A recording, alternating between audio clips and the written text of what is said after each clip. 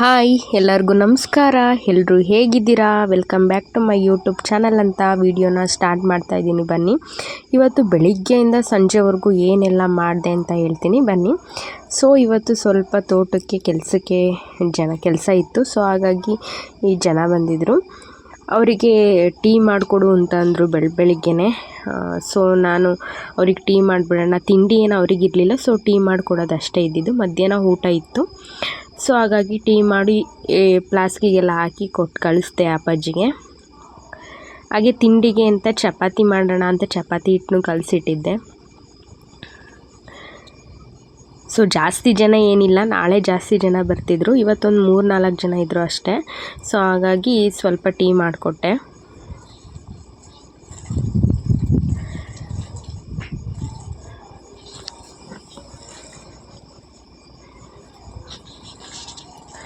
ಹಾಗೆ ಅಪ್ಪಾಜಿಗೂ ಚಪಾತಿನ ಬಿಸಿ ಬಿಸಿದೇ ಮಾಡಿಕೊಟ್ಟೆ.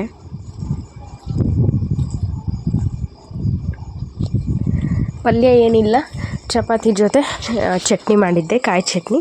ಸೊ ಹಾಗೆ ರೈಸನ್ನು ಕೂಗಿಸಿಟ್ಬಿಟ್ಟೆ. ಆಮೇಲೆ ಟೈಮ್ ಆಗಿಬಿಡುತ್ತೆ ಮಧ್ಯಾಹ್ನಕ್ಕೆ ಅಂತ ಆಲ್ರೆಡಿ ಟೈಮ್ ಆಗಿತ್ತು. ಹಾಗೆ ಇವತ್ತು ವಾರ ಇರೋದ್ರಿಂದ ಪೂಜೆಗೆಲ್ಲ ರೆಡಿ ಮಾಡಿಕೊಂಡೆ. ಪೂಜೆ ಎಲ್ಲ ಮಾಡಿಬಿಟ್ಟು ತಿಂಡಿನೇ ತಿಂದ್ರಾಗುತ್ತೆ ಅಂತ. ಸೊ ಪೂಜೆನೂ ಆಯಿತು. ಸೊ ರೈಸು ಆಗಿತ್ತು. ಹಾಗೆ ಹೊಲದಲ್ಲಿ ಹಸುಗಳ್ನೆಲ್ಲ ಕಟ್ಟಿ ಬಂದಿದ್ದೆ.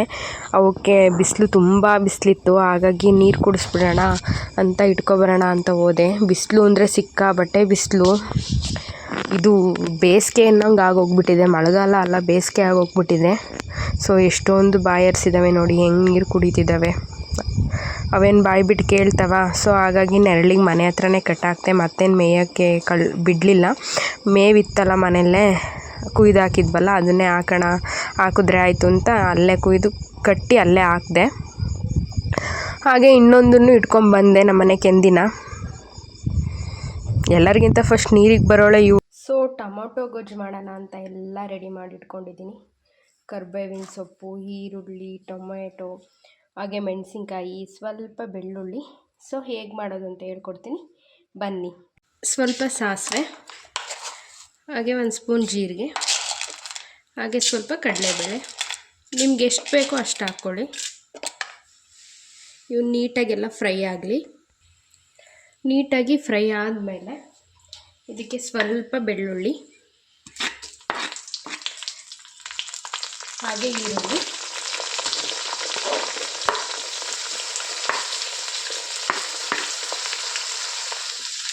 ಹಾಗೆ ಮೆಣಸಿನ್ಕಾಯಿ,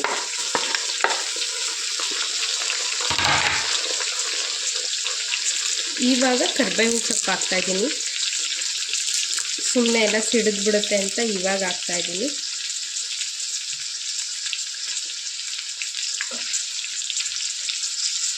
ಸೊ ನೀಟಾಗೆಲ್ಲ ಫ್ರೈ ಮಾಡ್ಕೊಳ್ಳಿ.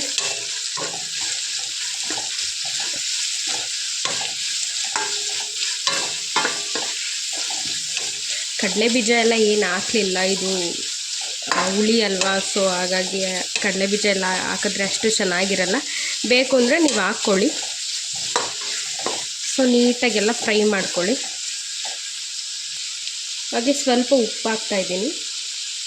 ಚೆನ್ನಾಗಿ ಒಗ್ಗರಣೆ ಎಲ್ಲ ಚೆನ್ನಾಗಿ ಬೆಂದ್ಕೊಳ್ಳಿ ಅಂತ ಅಷ್ಟೇ ಉಪ್ಪು ಹಾಕ್ತಿರೋದು. ಆಮೇಲೆ ಬೇಕು ಇನ್ನೊಂದು ಸ್ವಲ್ಪ ಹಾಕ್ಕೋಬೇಕು. ಇವಾಗ ಒಗ್ಗರಣೆಗಾದರೆ ಸಾಕು. ನೀಟಾಗಿ ಮೆಣಸಿಕಾಯಿ ಎಲ್ಲ ಖಾರ ಬಿಡುತ್ತೆ ಉಪ್ಪು ಹಾಕಿದ್ರೆ ಮುಂಚೆನೇ.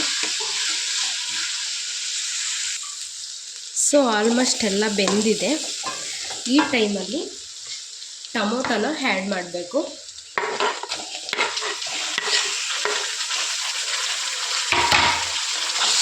ಟೊಮೊಟೊನೆಲ್ಲ ಸಣ್ಣದಾಗಿ ಇಟ್ಟು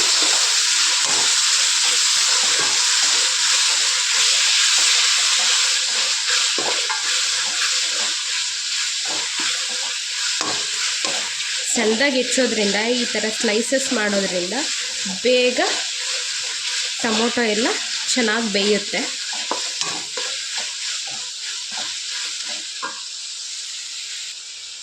ನೋಡಿ ನೀಟಾಗೆಲ್ಲ ಬೆಂದಿದೆ.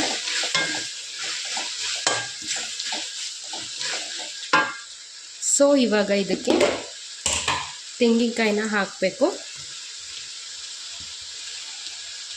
ನಿಮ್ಗೆ ಎಷ್ಟು ಬೇಕೋ ಅಷ್ಟು ಹಾಕ್ಕೊಂಡ್ರೆ ಆಯಿತು. ಜಾಸ್ತಿನಾದರೂ ಹಾಕ್ಕೋಬೋದು, ಕಮ್ಮಿನಾದರೂ ಹಾಕ್ಕೋಬೋದು. ಎಲ್ಲ ನೀಟಾಗಿ ಮಿಕ್ಸ್ ಮಾಡ್ಕೊಳ್ಳಿ.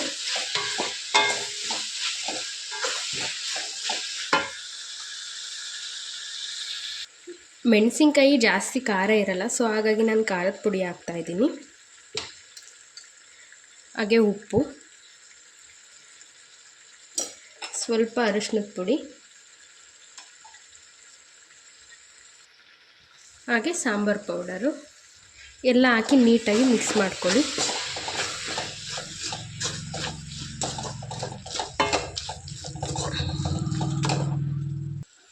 ಬೇಕು ಅಂದರೆ ಸ್ವಲ್ಪ ನೀರು ಹಾಕ್ಕೋಬೋದು. ಇದು ಚಪಾತಿ ಜೊತೆಗೂ ಚೆನ್ನಾಗಿರುತ್ತೆ. ಸೊ ಚೆನ್ನಾಗಿ ಕುದಿಸ್ಬಿಟ್ರೆ ಟೊಮೊಟೊ ಗೊಜ್ಜು ರೆಡಿ ಆಯಿತು.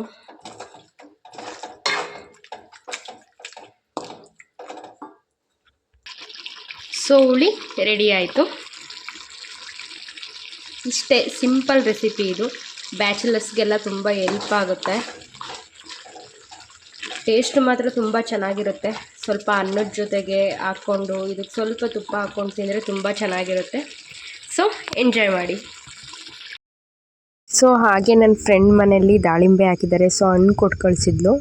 ಹಾಗಾಗಿ ಜ್ಯೂಸ್ ಮಾಡೋಣ, ಮಧ್ಯಾಹ್ನ ಬೇರೆ ಬಿಸಿಲು ತುಂಬ ಇತ್ತಲ್ಲ, ಹಾಗಾಗಿ ಅಪ್ಪಾಜಿ ಬರ್ತಾರೆ, ಅವರಿಗೋಸ್ಕರ ಜ್ಯೂಸ್ ಮಾಡಿಕೊಡೋಣ ಅಂತ ಎಲ್ಲ ರೆಡಿ ಮಾಡ್ತಾಯಿದ್ದೆ. ಏನಿಲ್ಲ, ಇದು ಸಿಂಪಲ್ ರೆಸಿಪಿನೇ.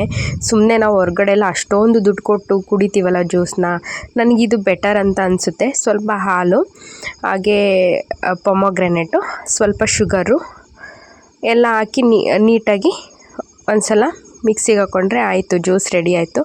ಸ್ವಲ್ಪ ಐಸ್ ಕ್ಯೂಬ್ ಜೊತೆ ಏನು ನಾವು ಜ್ಯೂಸ್ ಮಾಡ್ಕೊಂಡಿರ್ತೀವೋ ಅದನ್ನು ಹಾಕಿದ್ರೆ ತುಂಬ ಚೆನ್ನಾಗಿರುತ್ತೆ. ಟೇಸ್ಟ್ ಮಾತ್ರ ಸೂಪರಾಗಿರುತ್ತೆ.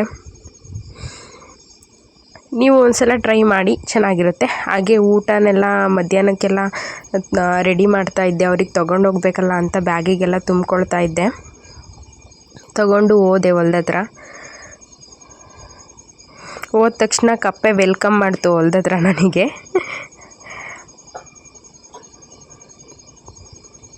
ಸೊ ಅವರಿಗೆಲ್ಲ ತಿಂಡಿ ಎಲ್ಲ ಕೊಟ್ಟು ಚೆನ್ನಾಗಿದೆ ಅಂತ ತಿಂದರು. ಹುಳಿ ಚೆನ್ನಾಗಿ ಬಂದಿದೆ ಅಂತ ಅಂತಿದ್ರು. ಚೆನ್ನಾಗಿ ಗಾಳಿ ಬೀಸ್ತಾ ಇತ್ತು. ಅಲ್ಲೇ ಇದ್ಬಿಡೋಣ ಅನ್ನಿಸ್ತಿತ್ತು ನನಗೆ. ನಮ್ಮ ಹೊಲ್ದ ಹತ್ರನೇ ತಣ್ಣಗೆ ಗಾಳಿ ಬೀಸ್ತಿತ್ತು. ಬಿಸಿಲು ಸ್ವಲ್ಪ ಕಮ್ಮಿ ಆಗಿತ್ತು. ಸೊ ನಾನು ಅಲ್ಲೇ ಊಟ ಮಾಡಿದೆ. ಹೊರಗಡೆ ಊಟ ಮಾಡೋಕ್ಕೆ ಯಾರಿಗೆಲ್ಲ ಇಷ್ಟ ಹೇಳಿ? ಎಲ್ಲರಿಗೂ ಇಷ್ಟ ಇರುತ್ತೆ. ಹಾಗೆ ಯಾರ್ಯಾರಿಗಿಷ್ಟ ಕಮೆಂಟ್ ಮಾಡಿ. ಸೊ ಹಾಗೆ ಸ್ವಲ್ಪ ಮನೇಲಿ ಬೀನ್ಸ್ ಖಾಲಿ ಆಗಿತ್ತು. ಹಾಗೆ ಬೀನ್ಸು ಕುಯ್ಕೊಂಡು ಬರೋಣ ಅಂತ ನಮ್ಮ ಮಾಮರ ತೋಟಕ್ಕೆ ಹೋದೆ, ಅಲ್ಲೇ ಪಕ್ಕದಲ್ಲೇ. ಸೊ ಸ್ವಲ್ಪ ಬೀನ್ಸ್ ಕುಯ್ಕೊಂಡು ಹಾಗೆ ಅವರು ಮಣ್ಣು ಹಾಕ್ತಿದ್ರಲ್ಲ, ಸೊ ಹೇಗೆ ಹಾಕ್ತಿದ್ದಾರೆ ಅಂತ ನೋಡ್ತಾ ಇದ್ದೆ. ಚೆನ್ನಾಗಿ ಹಾಕ್ತಿದ್ರು. ಇವರಿಗೆಲ್ಲ ನಾವು ಕೆಲಸ ಹೇಳಂಗೆ ಇಲ್ಲ, ಅವರೇ ಅವ್ರ ಮನೆ ಥರ ಕೆಲಸ ಅನ್ನಂಗೆ ಮಾಡ್ಕೊಂಡು ಹೋಗ್ತಾರೆ. ನಮ್ಮೂರಲ್ಲೇನು ಹಂಗೆಲ್ಲ ಇಲ್ಲ, ಚೆನ್ನಾಗಿ ಮಾಡ್ತಾರೆ, ಯಾವುದೇ ತೊಂದರೆ ಇಲ್ಲ. ನಾವು ಅಲ್ಲಿಲ್ಲ ಅಂದ್ರೂ ಏನು ತೊಂದರೆ ಇಲ್ಲ, ಅವ್ರು ಮಾಡ್ಕೊಂಡು ಹೋಗ್ತಾರೆ. ಹಾಗೆ ಟೀನು ತೊಗೊಂಡೋಗಿದ್ನಲ್ಲ, ಆ ಟೀನು ಕೊಟ್ಟೆ. ಸೊ ಎಲ್ಲ ಕೊಡಿದ್ರು. ಹಾಗೆ ಸಂಜೆ ಆಯಿತು. ನಾನು ಮನೆ ಹತ್ರ ಬಂದು ಅಪ್ಪಾಜಿ ಸ್ವಲ್ಪ ಏನಾದರೂ ಮಾಡಿಕೊಡು ಅಂತಂದರು. ಸೊ ಕಡಲೆಕಾಳನ್ನ ನೆನೆ ಹಾಕಿದ್ದೆ ನಾನು ಬೆಳಗ್ಗೆನೇ, ಸಂಜೆ ಏನಾದರೂ ಕೇಳ್ತಾರೆ ಅಂತ. ಸೊ ಅವನ್ನ ಬೇಯಿಸಿಟ್ಕೊಂಡಿದ್ದೆ.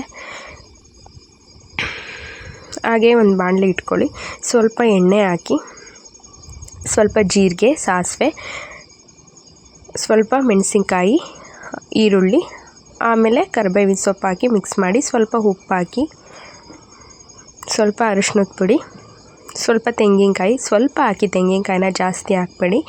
ನೀಟಾಗಿ ಎಲ್ಲ ಮಿಕ್ಸ್ ಮಾಡಿ ಬೇಯಿಸಿಟ್ಕೊಂಡಿರೋಂಥ ಕಾಳನ್ನ ಹಾಕಿದ್ರೆ ಸಿಂಪಲ್ ರೆಸಿಪಿ ಮುಗ್ದೇ ಹೋಯ್ತು. ಇಷ್ಟೇ, ಹೆಲ್ದಿಯಾಗೂ ಇರುತ್ತೆ. ಹೊರಗಡೆ ಏನು ತಿನ್ನಬೇಕು ಅನ್ಸಲ್ಲ. ಸೊ ಇಲ್ಲಿಗೆ ವಿಡಿಯೋನ ಮುಗಿಸ್ತಾ ಇದ್ದೀನಿ. ವಿಡಿಯೋನ ನೋಡಿ ಲೈಕ್ ಮಾಡಿ, ಶೇರ್ ಮಾಡಿ, ಹಾಗೆ ಸಪೋರ್ಟ್ ಮಾಡಿ. Bye friends.